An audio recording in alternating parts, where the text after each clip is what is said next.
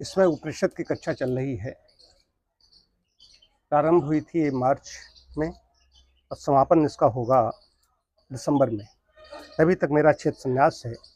लेकिन कल एक महत्वपूर्ण विषय था कि महत्वपूर्ण विषय इसमें आया। ये उपनिषद के द्वितीय छांदोग्य उपनिषद के द्वितीय प्रपाठक का 23वां खंड है। ब्रह्मचर्य गृहस्थ वानप्रस्थ भूः भुवः स्वः की व्याख्या इसमें बहुत अच्छी की गई है। त्रयो धर्मस्कंधाः, 3 धर्मस्कंध जो बताए गए हैं। धर्म रूपी वृक्ष के 3 बड़े बड़े डाल हैं। यज्ञ, अध्ययन, दान। ये गृहस्थ रूप का एक डाल है। तप, ये वानप्रस्थ रूप दूसरी डाल है।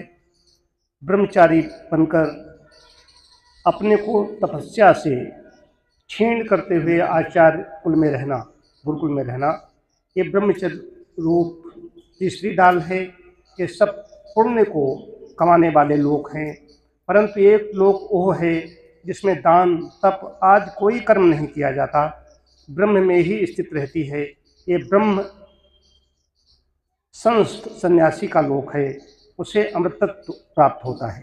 ये तो 3 हो गए, ब्रह्मचर्य गृहस्थ और वानप्रस्थ की बात इसमें कही गई। त्रयो धर्मस्कंधाः यज्ञो अध्ययनम दानमिति। तो इसमें मुख्य रूप से जो धर्म रूप वृक्ष है उसके 3 बड़े बड़े डाल कहे गए हैं, कंधे कहे गए हैं। आधार क्या है? यज्ञ, अध्ययन, यज्ञ हम लोगों ने किया है, अध्ययन, दान, इसी को स्वाध्याय कहा है, शास्त्रों का अध्ययन, वेदों का अध्ययन, दान ये कहा गया। एक गृहस्थ के लिए है। और दूसरा तप कहा गया। ये वानप्रस्थ रूपी तप करते हैं, गृहस्थ बाद में वानप्रस्थ में प्रवेश करते हैं तो तप उसके लिए है।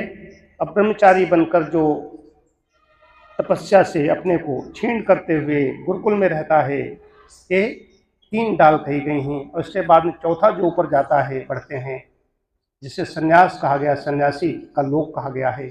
उसे कुछ करने की आवश्यकता नहीं होती है, वो ये सब कर चुका होता है, यहाँ से निकल चुका होता है।